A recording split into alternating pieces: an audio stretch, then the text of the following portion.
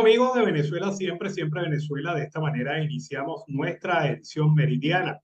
Como siempre, llevándoles a ustedes información, comentarios, noticias, música, entrevistas, todo lo que tiene que ver con Venezuela y su migración a lo largo y ancho del mundo. Esto lo hacemos con mucho cariño, con mucho respeto para todos ustedes a través de esta señal, 5 emisoras que se enlazan desde Aruba hasta el Arauca Binacional para llevarles a ustedes la mejor información aquí en Siempre Venezuela. Es un trabajo en equipo en donde está Vanessa Chacón en la producción, Camilo García en redes sociales y apoyo técnico, nuestro equipo de operadores, también nuestros colaboradores que desde Colombia, Venezuela y otras partes del mundo nos apoyan. Todos bajo la coordinación de su servidor, Alan Peralta. Iniciamos como siempre con la presencia en la sala de Carlos Ucategui, el Miura. Carlos, buenas tardes, ¿cómo estás? Buenas tardes, Alan Ernesto Peralta, y dándole la bienvenida a esta hora del mediodía a la audiencia del programa Siempre Venezuela Radio. Como siempre, arrancando con un sinfín de noticias. Bueno, ayer más de un padre agarró su calentera porque el gobierno sin autorización y violando el principio de tutela, los padres tutelan a sus hijos, obligaron a los muchachos a participar en el llamado referéndum estudiantil. En algunos casos con la amenaza de que si no participaban, le iban a perder el año escolar. Y esto pues ya son palabras mayores. Ayer hubo varias denuncias sobre este tema, Carlos.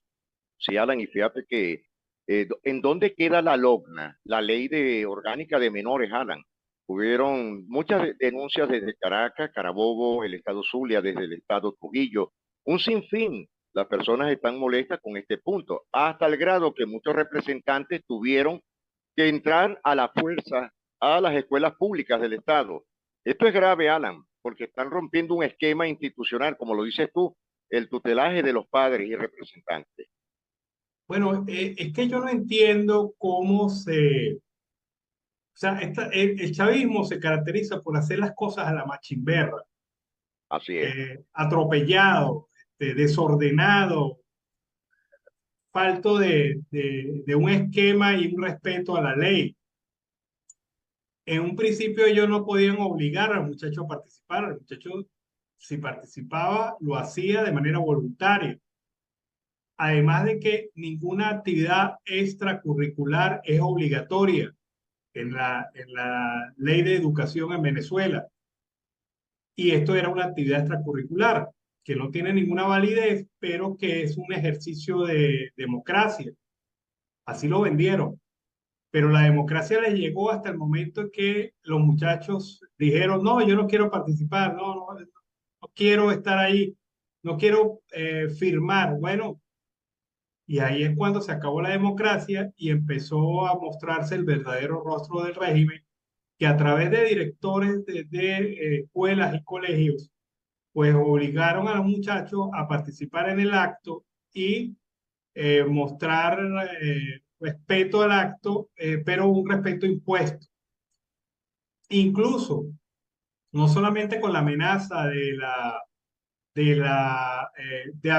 perder el año escolar, de potencialmente perder el año escolar, sino también el hecho de que en algunos colegios, instituciones educativas, cerraron las puertas y prácticamente secuestraron a los muchachos por varias horas. Eso es correcto, Alan, y eso pasó y hubieron madres, sobre todo representantes de estos menores de edad, porque hay que decirlo, menores de edad que se pusieron como planche chino, hermano. Sí, ahí hubo una reacción porque es un abuso, o sea, yo no puedo enseñar democracia si no la practico. Si no la practica. Eso es Y, correcto. y eso fue lo que hizo el régimen ayer. Pretendía disfrazar esto como un ejercicio de educación democrática y lo que hizo fue, en muchos centros educativos, lo que hizo fue generar todo lo contrario, la imposición de una tesis y de una posición política. Ahora, ¿cuántos muchachos habrán participado en esto? Ahí está el meollo, ahí está el meollo, la realidad. ¿Cuántos habrán? participado y cómo ganaría el sí y el no, Alan. No, yo creo que no llegaron hasta ese extremo porque había una posición bastante firme por parte de la gran mayoría de los jóvenes de rechazo, De rechazo. porque eso es lo que ven en su hogar. Y obviamente, pues, si se publicaran las cifras y los resultados oficiales, pues, esto sería una derrota de imagen a 2 días, a 3 días del evento electoral. Eso es correcto, no quedarían bien plantados. Y por lo tanto, pues esta gente va a guardarse eso como otros tantos secretos, como la participación en el simulacro, que fíjate, al final no se supo cuántos al final participaron, pero ellos hablaron de que se triplicaron las cifras y se triplicaron las cifras y bueno, bla, bla, bla, bla. Sí, ellos quieren inflar las cifras de estas nuevas votaciones, por eso es que muchos grupos de información en redes sociales, tanto de WhatsApp y Instagram, y todo, están pidiendo que graben el día domingo todas las acciones o eventos que van con este referéndum para ellos saber la verdad, para tener también un punto de apoyo y desenmascarar al gobierno con este tema. Bueno, el gobierno necesita mínimo, mínimo 7 millones de votos Ahora, no los van a para, sacar. para que eso o sea, para poder justificar esto. Exacto. Pero como van las cosas y como va el rechazo y como va la división que esto ha generado en el país, parece como demasiado difícil alcanzar esa cifra de 7 millones. No creo que vaya a llegar a esa cifra, Alan. Es demasiado, porque fíjate que ha habido rechazo por parte de gremios, colegios profesionales, sindicatos, comunidades, sociedad civil. Por supuesto, hasta las federaciones no están yendo. Solamente están obligándolo bajo amenaza de quitarles bonos, aguinaldos, etcétera, a los sindicatos y a las instituciones de gobierno, gobernaciones, consejos legislativos, todo lo que sea que huela a régimen son los que tienen que ir a votar obligatorio. Bueno, y esto es también un ejercicio del tema de las elecciones presidenciales. Claro, Porque esto demuestra hasta qué punto está la capacidad de movilización obligada que pueda tener el gobierno sobre los trabajadores públicos, sobre los beneficiarios de los CLAP, sobre los beneficiarios de programas sociales. ¿Hasta qué punto tú puedes obligar a la población a ir a votar? ¿Cuál es ese margen de votos que realmente tiene el gobierno? es Y muy bajo, Alan. sobre esa base de votos van a hacer los cálculos electorales. Porque no te creas, esto también es una medición de su capacidad logística y ajuste para el problema de las presidenciales, cada vez más en la nebulosa por esta situación política del país. No, y fíjate también el caso, ¿no? Tal como tú lo estás diciendo, una forma de análisis. ¿Tú crees que esto sería un éxito para ellos? Están derrotados en un punto. ¿Sabes por qué, Alan? Ayer de nuevo en la ciudad de Maracaibo hubo otra trifulca por el tema de la cedulación. En la ciudad de Maracay nos los envió Gabriel Capriles, donde se dieron cuenta del desmayo de las personas de la tercera edad. No había prioridad para las personas de la tercera edad embarazadas. Y no solamente fue en Maracaibo, fue en toda Venezuela con el tema de la cedulación. Alan, todavía hasta el momento ni siquiera pudieron cedular a 100 personas por jornada. Bueno, yo lo que veo es lo que vemos siempre con el chavismo: desorden, improvisación, autoritarismo, persecución y sobre todo un carácter de imposición autoritaria, de querer que la gente haga lo que a ellos les da la gana, Exacto. y negándole a la gente el derecho de discernir. Bueno, ¿y qué me obliga a mí a ir al referéndum consultivo? Más allá del tema nacionalista que puede ser argumentado por muchos, está el tema también de la opacidad del manejo que se ha hecho con relación a este tema, de unas preguntas que realmente son manipulables, manipuladas. Y obviamente, pues el rechazo que eso genera. Yo me considero como otros seres pensantes y analizamos las preguntas que se hicieron allí y encontramos por lo menos tres de ellas parten de premisas falsas. Totalmente, correcto. Y la gente, el gobierno creía que esto eran títeres también. No, la gente es pensante y se ha dado la tarea de escudriñar la realidad de este tema de las preguntas del referéndum. Alan, a mi juicio muy personal, este referéndum va a pasar sin pena ni gloria. Bueno, aquí hay una situación de verdad desesperada del gobierno. El gobierno necesita hacer olvidar el efecto primario y Exacto. necesita hacer una demostración de fuerza y por ello te hablo de los 7 millones de votos mínimos. Y estamos hablando de que en un óptimo deberían sacar por lo menos 15 millones de electores, Caramba, pero eso no va a eso, ocurrir. ese sería el escenario óptimo. Pero en un escenario mínimo, que vote un tercio de la población electoral en Venezuela es aceptable, pero con peros, Con muchos peros. peros. Ahora, mi juicio personal, no creo que lleguen a esa cifra, Alan. No creo que lleguen a esa cifra. Bueno, Luis Vicente León forma parte de un grupo de venezolanos que analizan este tema de la opinión pública y ha dado a través de sus redes sociales su visión sobre el tema del referéndum. Ha dicho que lamenta que el gobierno intente politizar el tema, que tampoco está de acuerdo con las preguntas 3 y 5 a 5 de la consulta, la 3, la 4 y la 5. Pero mira lo que dice, me sentiría mucho peor dejar un vacío en la ratificación del compromiso con nuestra tierra. Prefiero votar más allá de cualquier inquietud secundaria. Votar en este referéndum no es apoyar al gobierno y no votar tampoco significa apoyo a la oposición. Ese dilema alrededor de un tema nacional como este parece inaceptable. Va a votar, voy a votar, sí, sí, no, no, no. O sea, a las dos primeras sí, a la tercera, a la cuarta, quinta no. La abstención siempre ha sido un error y la verdad es que esperaría que los venezolanos lo hubiesen entendido mucho antes.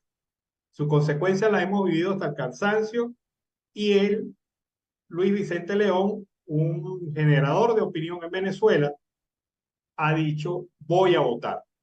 Sí, como él, hay bastantes dirigentes políticos y encuestadores que van ahí hasta este sufragios en el tema del referéndum, del tema del Esequibo Alan. Bueno, pero ahí está también, por ejemplo, el gobernador de Zulia va a salir a votar. Sí, el Consejo Legislativo también, la Cámara de Diputados y la Cámara de Concejales.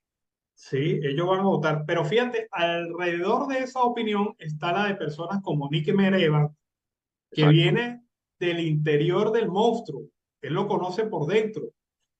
Y Nick Mereva, fíjate lo que dice, no avalaré con mi participación un proceso que no es electoral, sino chauvinista, patriotero, manipulador e instrumento de justificación de acciones por ocurrir que contravienen la posibilidad de rescate democrático de Venezuela. El referendo del 3 de diciembre es inconstitucional, ya que consulta algo que ya está en la Constitución y pone en riesgo sus dictámenes sin pasar por un proceso constituyente. Respeto a quienes crean útil asistir por todos los argumentos manidos y no invito a otros a no votar, solo expreso mi postura responsable para dejar claro que tampoco avalo ninguna acción subsecuente al resultado del referéndum que no sea cumplir con el artículo 10 de la Constitución, con la estrategia de la diplomacia y la inteligencia tal como lo expresa el Acuerdo de Ginebra. Se O está sea, llevando por los temas de 1966. no, es contundente porque dice que es Claro, inconstitucional. Bueno, es una tesis que hemos manejado aquí en el programa, siempre. pero el, el, lo que quiero ver, lo que quiero mostrar leyendo estas dos posiciones es cómo está dividido el país hoy, cuando hoy 30 de noviembre, el último día del mes de noviembre, y apenas 3 días antes del referéndum consultivo. La gente, mucha gente en este momento tiene razones a favor y en contra de ir a votar, Correcto. pero aquellos que van a votar incluso están divididos entre los que van a votar el sí completo a las 5 preguntas y los que van a votar consecuentemente y de manera independiente cada pregunta. Por lo menos lo que he escuchado repetir mucho es sí a las 2 primeras preguntas, no a las 3 últimas preguntas. Es bastante fuerte, Alan, pero fíjate, la gran mayoría, tal lo has dicho, más de un 85% va con esa misma terminología. Las dos primeras sí, y las últimas tres preguntas van por el no. Bueno, pero entonces hay una situación allí que no pinta muy bien para el gobierno, porque por más que intente disfrazar los resultados del referéndum, estos nunca van a ser suficientes como para poder avalar la legitimidad que ellos están buscando a través de estas preguntas. El, Sí, el una gobierno, realidad. el gobierno lo que busca en el fondo es decir que van a tomar una serie de decisiones y actuar en consecuencia a raíz de la respuesta del pueblo venezolano en el referéndum. Y si vota un tercio del padrón electoral, y si de ese tercio del padrón electoral hay una paridad entre respuestas a favor y en contra, y hay preguntas que el gobierno quiere ganar y va a perder, ocurre entonces que la legitimidad esa se pierde. Y el Sí, se gobierno, pierde.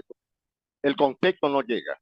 claro, el gobierno no podría actuar como representante de la voz del pueblo venezolano. Eso es correcto.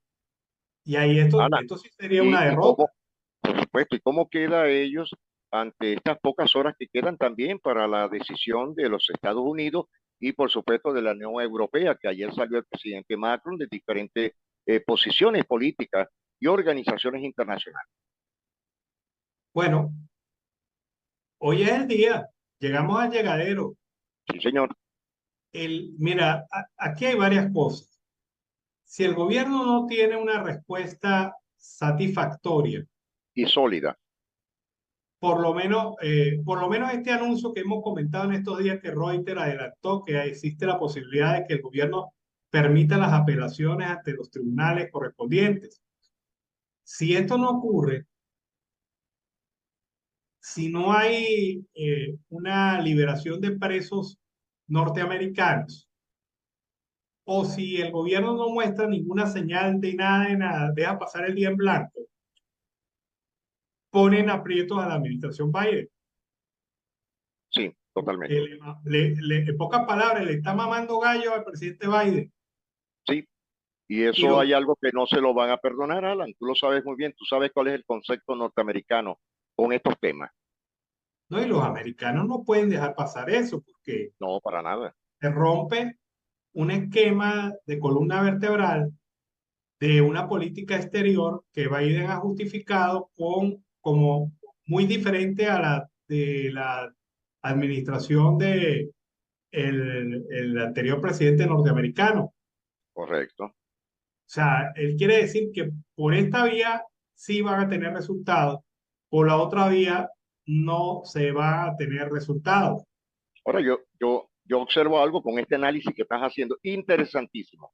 Alan, ¿qué hubiese pasado si en este momento la administración pasada, que era la de Donald Trump, estuviera con este concepto o esta temática con el gobierno venezolano, con el tema de las sanciones? ¿Qué hubiera pasado? No, las sanciones se hubiesen endurecido. Totalmente. Obviamente, la política de Trump es de golpe directo. La política de Sí, Biden es de acercamiento y y encuentro que flexibilización. nos une. Exacto. Hay una flexibilidad política. Sí, y eso es lo que está cuestionándose, porque el mensaje, mira, ayer hubo un mensaje de un vocero no identificado del Departamento de Estado a través de la agencia Associated Press. Es la manera de recordarle al régimen que los plazos están vigentes. a pesar de que ninguno dio la cara para decírselo. Pero Y la es una manera inteligente de mandar mensajes. sí, así es. Y el presidente Macron de Francia sale diciendo y señalándole al régimen que en la medida que se cumplan los acuerdos de Barbados, se pueden levantar las sanciones, que recordemos son distintas a las de los Estados Unidos, Sí, porque totalmente. la de los Estados Unidos, como lo hemos dicho aquí en el programa, ataca a sectores productivos de la economía nacional, Sí, a las causas reales. pero las sanciones de la Unión Europea atacan individuos del régimen. Correcto. Y más de uno con inversiones, con propiedades y productos mal habidos, hay que decirlo claramente, en Claro, correcto. Europa. Porque uno no puede justificar, por ejemplo, que el presidente del tribunal, el entonces presidente del Tribunal Supremo de Justicia, tuviera una villa en Italia De 7,5 millones de euros. o varios funcionarios de gobierno propiedades inmobiliarias en España Correcto. y no de las baratas, No, señor. Eso no era el rancho de la Tajecín. Y en no, las mejores avenidas. claro, entonces ellos están con su capital inmovilizado y con Sí. la raya permanente, tener que depender, mira, a esta gente le debe dar dolor del alma tener que depender de testaferros, porque Sí, primero el testaferro te cobra por la intermediación por y en supuesto. segundo lugar hay siempre el riesgo de que el hombre en una jugada se quede con lo tuyo. Sí, señor. Eso es Ese, correcto. Y ha ese, pasado cantidades de veces. claro, no es el primer testaferro que se le levanta al propietario de esos recursos mal habidos, Se le va se con la lo cabulla en tumba. la pata. Por eso es que es preocupante. ¿Dónde está Tarek? ¿Dónde está Tarek? No, Tarek tiene su historia particular y ya cada quien pues la infiere. El hombre aparentemente tiene la llave electrónica de varias de estas cuentas. Imagínense. Y esto pues obviamente los tiene alborotados porque saben que dependen de Tarek para poder sacar parte de sus recursos. Fíjate que el corrupto, la psicología del corrupto, y especialmente los corruptos venezolanos, la psicología del corrupto es que se vuelven avariciosos, demasiado avariciosos. Entonces ya 3 millones de dólares no es suficiente, hay que tener 10. Y 10 no es suficiente, hay que tener 100. Y 100 no es suficiente, hay que tener más. Y hay que darse la vida como nuevo rico por Europa y por otros países. El hecho de no poder ir a Europa, de no poder gastarse los reales abiertamente, de tener controles y ojos por todos lados, de depender de testaferro, es un tema para no dormir, ¿no? Mucha de esta Claro, gente no dormirá pensando en no, eso. no, no debe de dormir y deben estar preocupados por muchas de las situaciones como han vivido durante estos últimos años. Bueno, se nos acabó el tiempo, Carlos. Claro, estamos muy pendientes. Muy interesante este segmento, Alan. Muy interesante, pero muy real. Bueno, buen provecho para ti. Estaremos pendientes del transcurso del mediodía hasta la tarde con nuevas noticias. Buen provecho para ti y para la audiencia. Bueno, vámonos a la pausa comercial musical del momento y a regreso seguimos aquí con más de Venezuela siempre, siempre Venezuela. Ya Bueno, regresamos. seguimos aquí en Venezuela siempre, siempre Venezuela. ¿Cuáles son las vías para levantar las inhabilitaciones en Venezuela? Un grupo de juristas, especialistas en derecho, han conversado con Efecto Cocuyo sobre este tema. Le han explicado cuáles serían los mecanismos. Primero, recordando que, según la Constitución, al no existir una sentencia condenatoria firme por un tribunal penal en su contra, tal como lo demanda el artículo 42 de la Constitución, estas personas no deberían estar inhabilitadas. El ejercicio de la ciudadanía o de alguno de los derechos políticos solo puede ser suspendido por sentencia judicial firme en los casos que determine la ley. Esto es lo que dice la Constitución, pero por cierto, algo que el chavismo se lo ha pasado por el forro y no ha querido reconocer esta situación y entender esta realidad. Pero bueno, teniendo ya un hecho real versus un hecho de derecho, para Juan Manuel Raspali, una de las razones de legalidad o conveniencia, la administración pública puede echar para atrás una decisión a través de un mecanismo de autotutela de sus actos, siempre que no le cause perjuicio al administrado.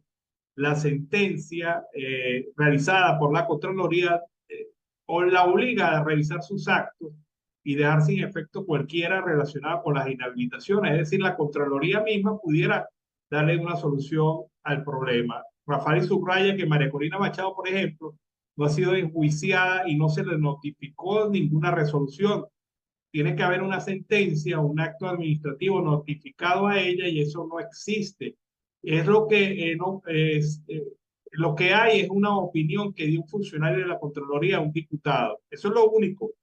Pero también Alan Brewer Carías ha señalado en un artículo que la supuesta inhabilitación de María Corina Machado se fundamenta en una ilegal certificación de mera relación que no califica como una decisión o providencia o acto administrativo. Por eso es que no se le puede demandar bajo estas circunstancias, porque como no califica en ninguno de los extremos de ley, ¿a quién atacas? ¿Contra quién procedes? Además, señaló que fue emitida por un funcionario subalterno, lo que viola el artículo 105 de la Ley Orgánica de la Contraloría, que reserva la facultad de imponer sanciones en forma exclusiva y excluyente al Contralor General de la República. Adicionalmente, recuerda Bruer Carías que la atribución del Contralor General es contraria al artículo 42 de la Constitución, que establece que el ejercicio de los derechos políticos, como el derecho a ser electo, solo puede ser suspendido por sentencia judicial en los casos que determine la ley. Por vía del Tribunal Supremo de Justicia es otra de las opciones. ¿Cómo vas a recurrir un acto? Dice el analista, el jurista Rafael Rapali. ¿Cómo vas a recurrir un acto que no existe porque no se ha notificado? Y es la pregunta clave, lo que les explicaba, al no existir, al no llenar los extremos de ley, ¿contra quién ataca en el caso jurídico? La directora y fundadora de la ONG Acceso a la Justicia, Laura Sosa, explica que una de las vías que tiene María Corina Machado es que presente ante el TSJ una demanda contra la inhabilitación o solicite directamente al Contralor que deseche o deje sin efecto el acto. Sin embargo, advierte que exigir un recurso ante el TSJ como paso previo para iniciar el proceso de rehabilitación en el marco de la negociación le pone la carga a Machado cuando la medida que pesa en su contra es contraria a derecho. Por otro lado, subraya que en el caso hipotético que el máximo tribunal admita la demanda de inhabilitación en contra de la inhabilitación de María Corina Machado, esto no se traduce automáticamente en la restitución de sus derechos políticos. La admisión de la demanda sería el principio de un juicio, nada más. La lectura que hay que hacerle a esto es política. Esto no tiene nada que ver con el basamento jurídico. Tienes inhabilitados que no fueron notificados. Así de sencillo, lo señala la abogada constitucionalista María Verónica Torres. El gobierno quiere mantener el tema de las inhabilitaciones en el ámbito jurídico porque sabemos que el Poder Judicial está cooptado por el gobierno. Si hubiera una intención real de agilizar, se plantearía otra figura más expedita con un indulto. Lo argumenta la constitucionalista María Verónica Torres. Interesante este trabajo, repito, en efecto cocuyo, el día de hoy, sobre las vías para dejar sin efecto las inhabilitaciones contra los opositores, según los abogados. Pero bueno, hay otro tema.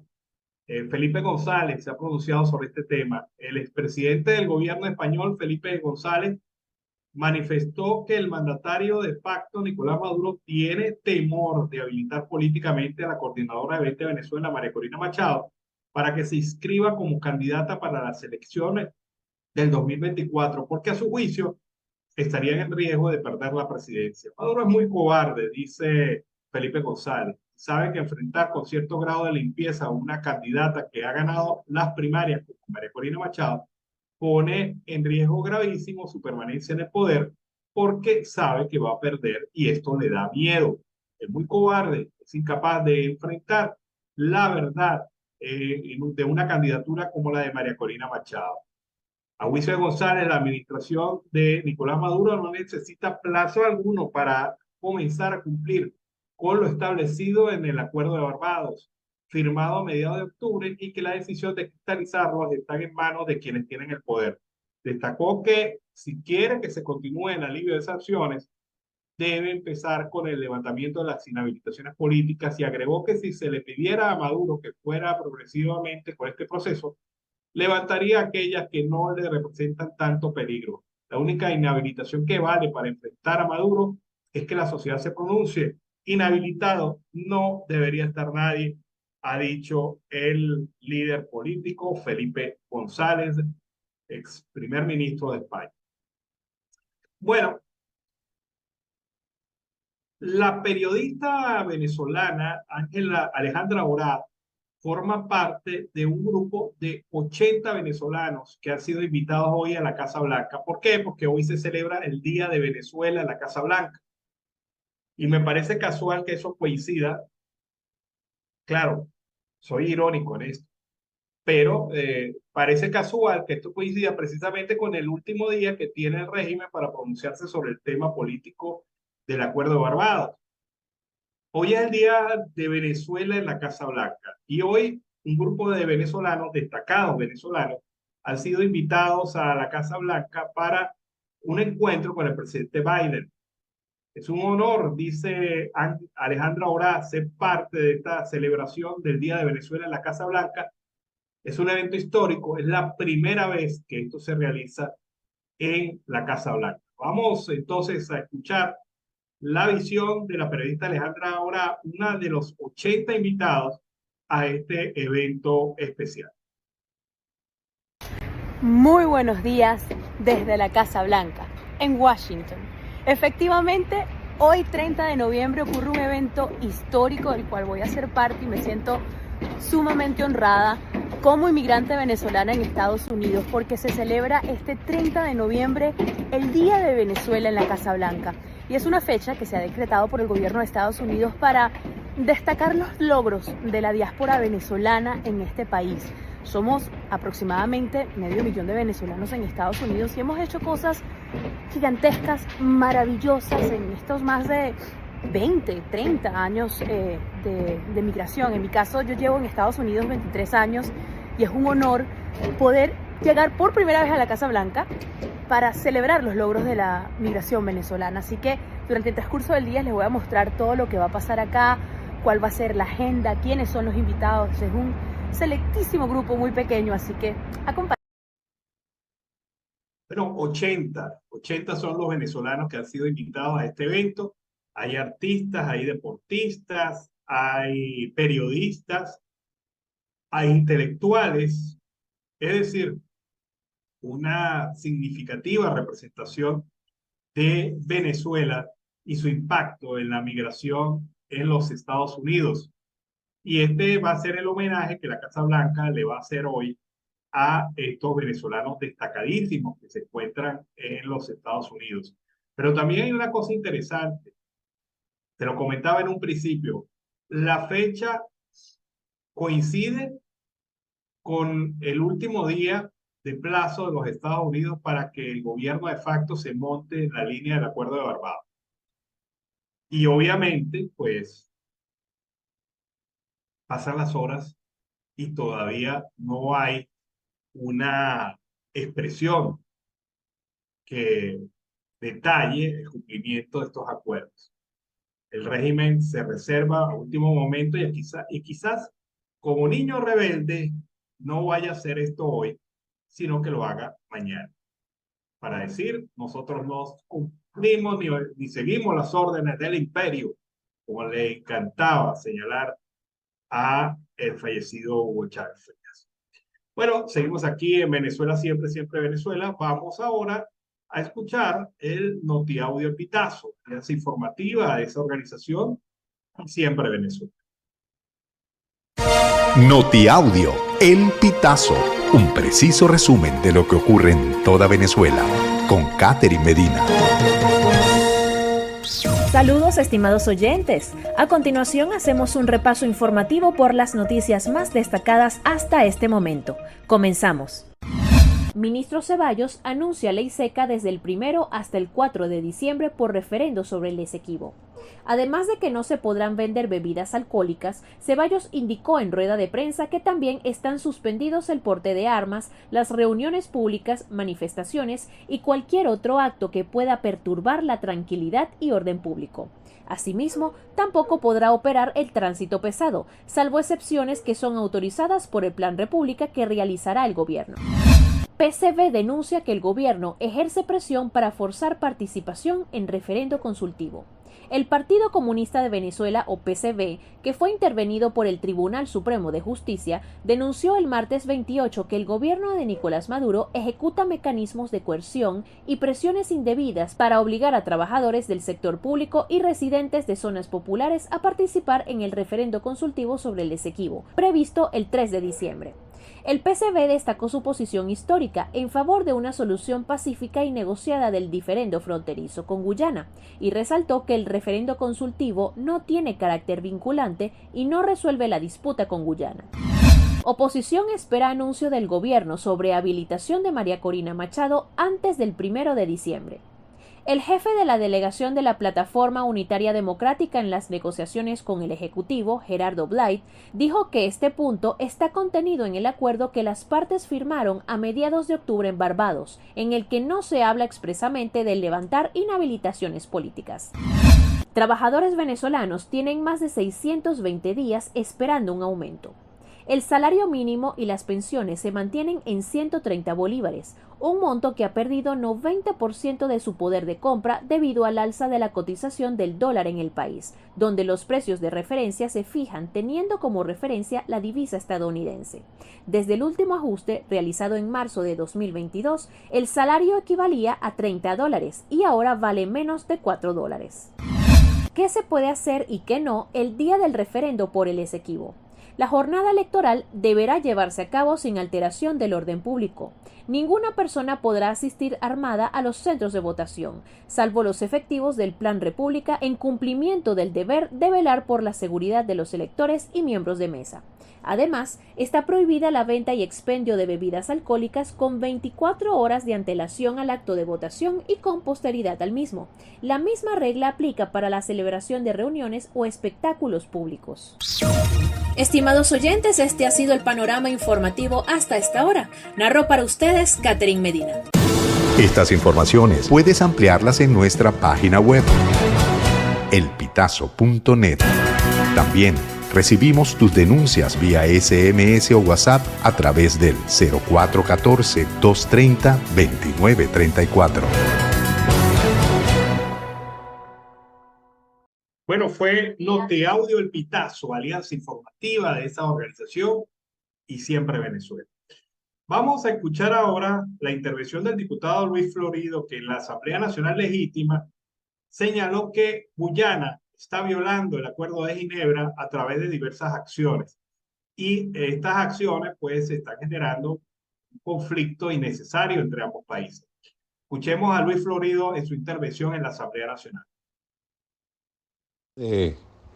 Elevar una bandera en territorio de Pacaraima, en zona por delimitar, en lo que significa una zona en reclamación, territorio Esequibo, que en el marco del Acuerdo de Ginebra tiene sus mecanismos para resolver esta disputa. Esa acción por parte del presidente guyanés eleva, por supuesto, lo que significa la polarización entre ambos países, que ha sido tradición de Venezuela, lo que significa una política exterior pacífica, no agresiva con otros países. Por ello se firmó el Acuerdo de Ginebra, porque el planteamiento de Venezuela es que en la mesa de negociación, ante el írrito laudo arbitral de París, fuera resuelta la controversia. Hoy Guyana no quiere eso, hoy Guyana quiere al estilo Juan Charrasqueado, quitarnos ese territorio y utilizando para ello empresas que evidentemente tienen sus intereses y que esos intereses no necesariamente son los mismos de la República Venezolana. Por ello que este acuerdo que presentamos rechaza este tipo de acciones que elevan la polarización. También allí nosotros decimos claramente la necesidad de concurrir con la contramemoria ante la Corte Internacional de Justicia, con los mejores expertos de Venezuela. Este tema del Esequibo no puede ser producto de improvisaciones y mucho menos de la excesiva politización. Si bien podemos respaldar todas las acciones que se hagan en función de su defensa, incluyendo la consulta que se haga a los venezolanos, no es menos cierto de que el asunto del Esequibo se está utilizando también para politizar, para generar más bien una polarización entre los mismos venezolanos, y eso tampoco es positivo.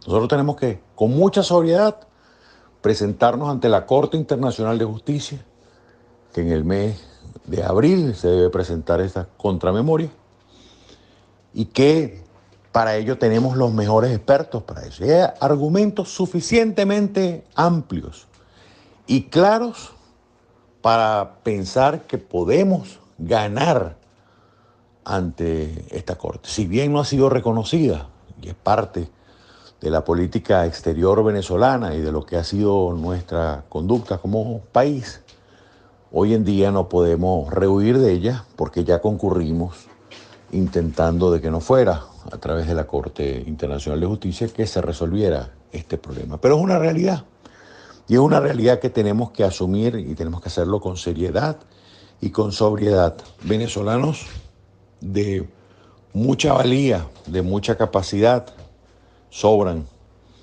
que pueden ayudarnos a defender este territorio y sobre todo a los argumentos por lo cual el laudo arbitral de París es absolutamente inválido. Pero tenemos que tener, repito, cuidado con la polarización interna.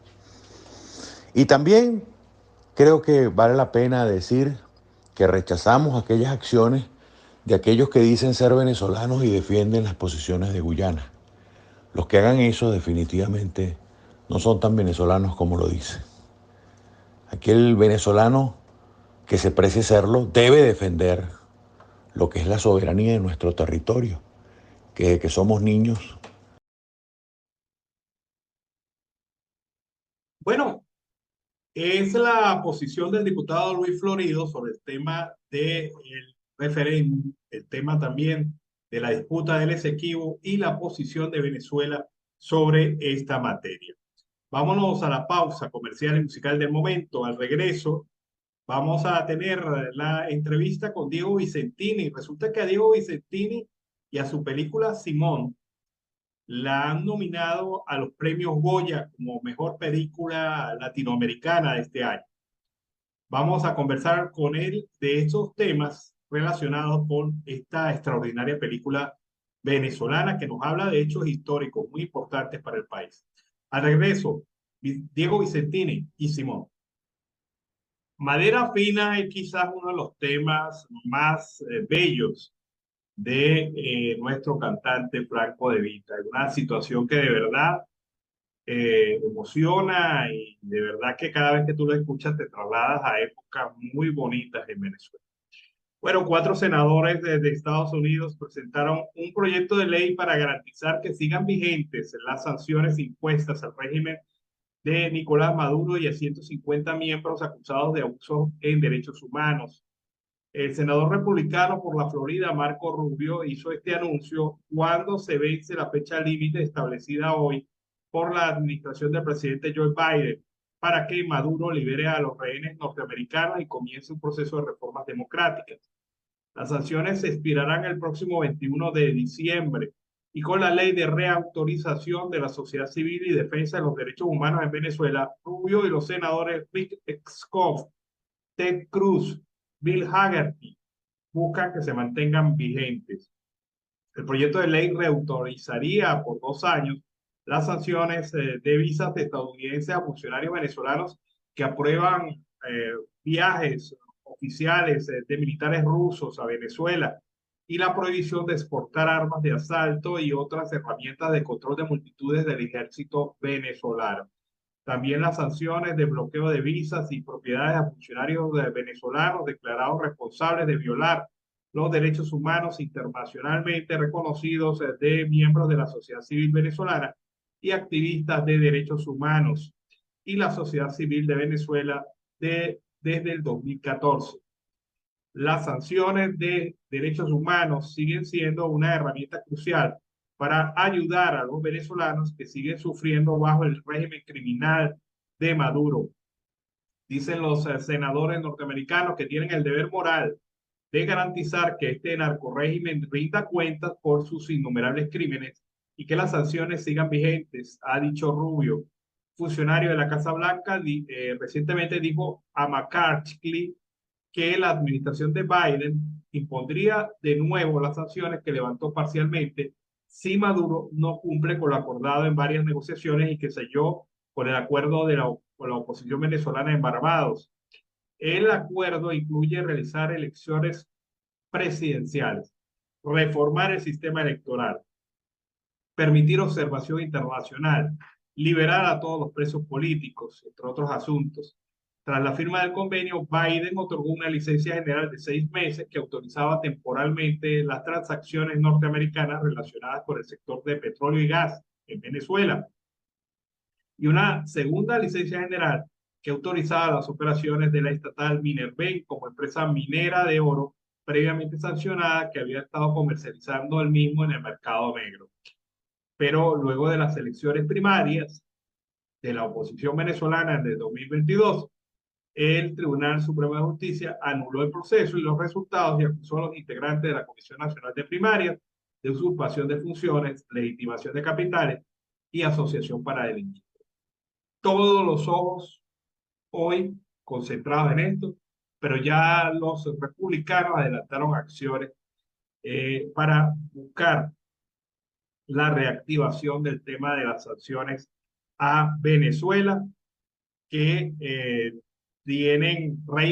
la llaman ley de reautorización de la sociedad civil y defensa de los derechos humanos ante algunas sanciones que van a expirar el próximo 21 de diciembre, pero ellos quieren que estas sanciones se prolonguen.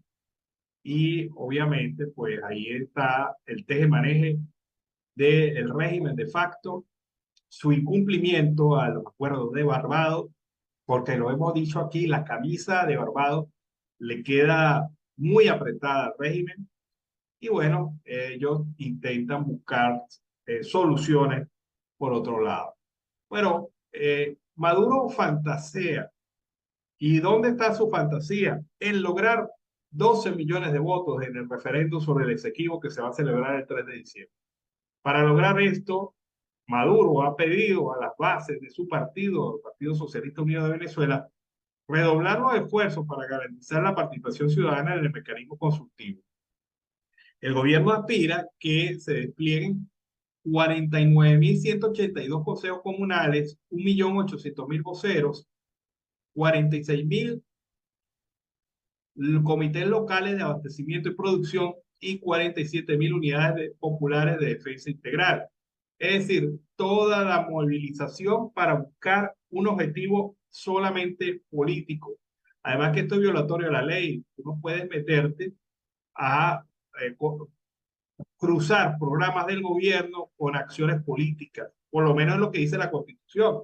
Pero sabemos que el Contralor va a mirar hacia un lado, el defensor del puesto va a mirar hacia arriba y el fiscal del Ministerio Público va a voltearse para el otro lado. Así que eso es lo que vemos con esto. Pero activados al máximo para la motivación, la organización y la movilización, ha dicho Maduro, una maquinaria de 5x5 que debe reunir 12 millones de personas. También Maduro se refirió a los operativos de cedulación y le echó un regaño a el director del Servicio de Migración y Extranjería, Gustavo Vizcaíno, pidiéndole agilizar el proceso. Le sube, le dice, o te montas o te encaramas, Vizcaíno. Me estás diciendo que los Saimes están llenos. Y esta es parte de la situación que en Venezuela se presenta cuando las cosas se hacen en un nivel desordenado, en un nivel de falla permanente, en un nivel de proselitismo político, pero machimberro. Entonces, esta palabra es de mi infancia, machimberro. Así que bueno, ahí están las cosas. Seguimos aquí en Venezuela, siempre, siempre Venezuela.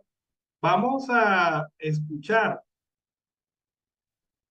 un tema importante. Se trata de la presentación de Lenín Danieri, quien nos trae su visión sobre lo que está ocurriendo en el Zulia, específicamente en la cañada de Urdaneta, que para él es grave. Veamos. ¿Qué tal? Saludos, soy Lenín Daniel y hay algo que me gustaría mostrarles. Fui a la cañada de Urdaneta y junto con llegar ya quería irme. La infraestructura vial es un desastre, hay pocos comercios y el miedo se respira en el ambiente. Las casas en barriadas como estas las venden en $400 y hasta menos. Las bandas dedicadas a la extorsión se apoderaron de la zona. De hecho, no han podido hacer el asfaltado porque las bandas querían un porcentaje para permitir los trabajos. Una lástima. La Cañada era un pueblo hermoso. Su población está sometida. Nadie puede emprender. Quien monta un negocio debe pagar. Quien no lo hace, se muere. Así de simple. Por eso es que las playas están enmontadas y abandonadas. Nadie se atreve a trabajar. Esto era lo que les quería mostrar en la Cañada de Urdaneta. Bueno, increíble. Las mafias criminales se cogieron ese pueblo y han dejado sin ninguna oportunidad a los habitantes de la zona, quienes se enfrentan ahora a la realidad de un empobrecimiento y una escapada, porque la gente tiene que huir allí, son desplazados de la violencia. Y ese término también es aplicable en Venezuela por este caso, por esta situación, por pueblos que son controlados por grupos delincuenciales, quienes hacen lo que le da la gana con los ciudadanos. Un show sin estrategia. Así lo han calificado organizaciones defensoras de derechos de los presos. En el tema de las acciones de Maduro que buscan tapar la crisis penitenciaria en Venezuela. El director de la ONG Observatorio Venezolano de Prisiones, Humberto Prado, indica que estos operativos pueden estar buscando distraer la atención debido a que coincide con la publicación del reciente informe de las Naciones Unidas sobre la violación de derechos humanos en Venezuela. En su opinión, el gobierno montó un show sin estrategia y lamenta que las cárceles hayan sido recuperadas tras negociaciones con pandillas criminales, no por la acción directa del Estado venezolano. Fuentes relacionadas a la materia explican que se trató de operaciones consensuadas con los pranes, quienes escaparon previamente con muchos de sus buceros o lugartenientes. Además, las intervenciones se hicieron en su mayoría sin disparar un tiro. Esto en prisiones que estaban dominadas por grandes pandillas carcelarias y que tenían un gran arsenal, lo que da a interpretar que forma parte de la estrategia preelectoral mostrarse internacionalmente como un gobierno que supuestamente combate el crimen organizado, al punto de cuánto va a durar en las cárceles sin planes. Esta es la pregunta que se hace el director del Observatorio Penal Venezolano. Si va a ser algo permanente o por poco tiempo, van a surgir nuevos líderes de pandillas dentro de las prisiones. El tema de seguridad en la campaña electoral, Maduro está buscando posiblemente el reconocimiento y la legitimidad de otros países aliados de la región, en particular Colombia y Brasil. Previamente, antes de que explotara la toma de las prisiones más grandes de Venezuela, los planes más sonados lograron escapar por una alerta previa.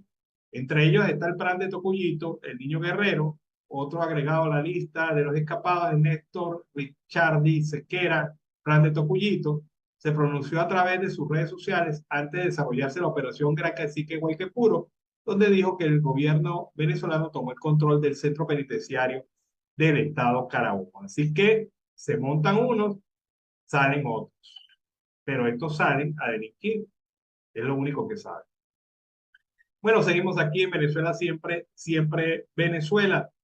Hay un reporte importante de Michelle Carrillo, quien desde Barranquilla, desde la costa atlántica colombiana, pues nos trae su reporte para Siempre Venezuela. Saludos y bendiciones para Alan Peralta, Carlos Miura Uzcategui y a toda nuestra distinguida audiencia de Siempre Venezuela Radio. Transmite para ustedes desde Barranquilla, costa atlántica de Colombia, el periodista Michelle Carrillo de La Hoz. Y estos son nuestros titulares del día de hoy. Gremio de Energía y el Gobierno Nacional de cara a cara por el Niño. Proceso contra Nicolás Petro se queda en Barranquilla, Corte Suprema de Justicia. Nos convertimos en un experimento, Ministerio de la Salud sobre vacunación del COVID. Durante el encuentro en el que también estuvo el Consejo Gremial se analizaron los avances de la ruta de la transición energética en Colombia y las medidas para enfrentar el fenómeno del Niño. 3 representantes del presidente Gustavo Petro para los temas de política minero-energética, económicos y sociales se reunieron con 7 presidentes de asociaciones del sector y con la cabeza del Consejo Gremial. El encuentro realizado en Bogotá este miércoles, de la cual hace parte del Acuerdo Nacional, se hizo por solicitud del presidente Gustavo Petro después de la reunión que sostuvo con empresarios el pasado fin de semana en Cartagena. El alto tribunal anunció la decisión este miércoles por medio de redes sociales. En medio de un trino en su cuenta de X, la Corte Suprema de Justicia dio a conocer que el juicio en contra de Nicolás Petro, hijo mayor del presidente Gustavo Petro, por lavado de activos y enriquecimiento ilícito se llevará a cabo en el Juzgado Segundo Penal del Circuito Especializado de Barranquilla. En la publicación, la Corte indica que así fue tomada la decisión por definición de la competencia de la Sala de Casación Penal. Además, argumenta que la mayoría de las conductas de lavado de activos y enriquecimiento habrían ocurrido en esa capital. Guillermo Jaramillo aseguró que, a excepción de la vacuna desarrollada por Sinovac, los otros fármacos entraron sin permiso al país. En medio de un debate de control político en la Comisión Primera del Senado, el ministro de Salud, Guillermo Alfonso Jaramillo, aseguró que Colombia fue un experimento para probar las vacunas contra el coronavirus. El funcionario aseguró que, a excepción de la vacuna desarrollada por Sinovac, los otros fármacos entraron sin permiso al país. Estamos jugando con la vida de los colombianos. No podemos ser factor de experimento. Todos los que estamos vacunados hoy, con excepción de los que cogimos Sinovac, yo tengo 3 de Sinovac, todas las vacunas entraron aquí sin permiso. Fuimos y nos convertimos en un experimento. Todos los colombianos que están vacunados sirvieron para el experimento más grande que se haya hecho en la historia de la humanidad, declaró el ministro. Y con esta nota llegamos al final de nuestra transmisión por el día de hoy. Desde Barranquilla, costa atlántica de Colombia, transmitió para ustedes el periodista Michelle Carrillo de La Hoz. Será hasta una próxima oportunidad. Y despedimos nuestra edición meridiana de Siempre Venezuela. Los invitamos para estar pendientes de nuestras redes sociales y también de nuestro canal YouTube, en donde también tenemos información de Siempre Venezuela. Nos encontramos esta tarde de 4 a 6 hora de Colombia a través de estos mismos canales. Un gran abrazo, que tengan buen provecho. Siempre Venezuela es un programa que te brinda las mejores noticias, comentarios, análisis, entrevistas y música. Información sin censura en la voz de los protagonistas. Todo un equipo de producción de primer nivel. Siempre Venezuela. Lo encontrarás en las radios de tu preferencia. O si no, visítanos en nuestras plataformas digitales. Siempre Venezuela Radio. En Instagram, Facebook y Twitter.